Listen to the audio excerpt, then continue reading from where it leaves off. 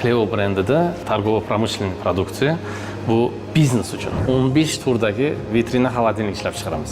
O'zbekistonda hech kim bu kolичествоda ishlab chiqarmaydi. 50 litrdan boshlab, mana katta 2 eshiklik 1100 litrlik xolodilniklarimiz. Eshigini ko'ryapmiz va juda ham mustahkam alyuminiy ramadan. Bu sifatga, talabga javob beradi. Albatta. 2 sloylik mustahkam udaraprochniy kalyonli oynadan yana bitta plyusimiz bor. Bu davotchik dveri deyiladi. Eshik o'zi yopilayotgan. Bu nimaga kerak? Mana magazinda odamingiz keldi-yu, men napitka olyapman deydi. Eshikni ochdi, napitkani oldi, ketdi. Ko'plarda ochiq qoladi.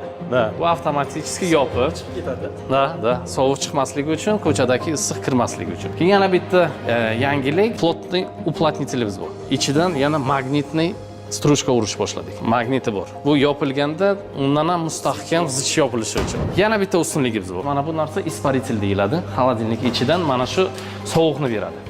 Mana shu yerdan sovuq chiqadi, ventilyator aylantiradi bu sovuqni. Juda ham ko'p konkurentlarda arzon narsa emas bu. Bu yarimgacha qilinadi. Endi sovuq beradi, o'ziga yarasha shamol aylantiradi deganda. Bizlar esa именно shuni yergacha qilganmiz.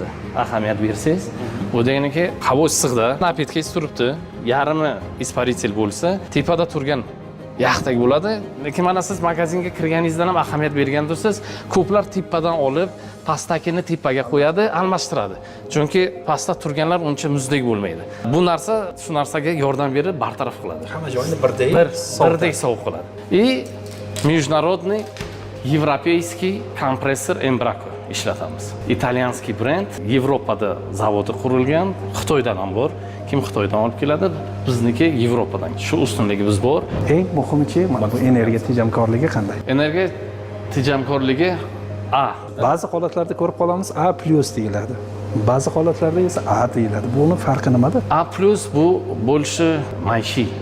Chunki hozir yangi liniyalaringizni ko'rdik, A+ ga ko'zim tushdi. Da, undan frost maishiy bo'lgani uchun ularda A+, ular undan ham ekonomik.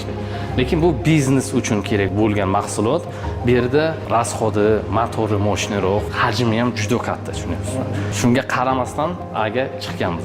Raqobatchilar bilan narxida qanday raqobat qila olamiz? Yildan-yil ishlab chiqarishimiz oshyapti. 20 mingta chiqargan bo'lsak, o'tgan yil bu yil 40 mingta bo'lsa, mana kelasi yil 80 mingtaga. Shunchalik spros katta bo'lyapti. Ishlab chiqarishlar ham ko'payapti. Aholi ko'payapti, eksportga chiqyapmiz, ko'p yangi kanallar kelyapti. Mana ko'p ko'rayotgan bizni klientlarimiz tasdiqlab beradilar. Bozorda sifati bo'yicha juda yuqorida biz, narxi bo'yicha juda ham hamyonbop. Mana shu mahsulotlarni sotib olmoqchi bo'lsa, qayerga murojaat qilish kerak? Termizda bo'lasizmi, Xivada bo'lasizmi, Toshkentdami? Ko'nglingiz to'q bo'lib, o'sha mahsulotni olishingiz mumkin, chunki hamma joyda narximiz bir.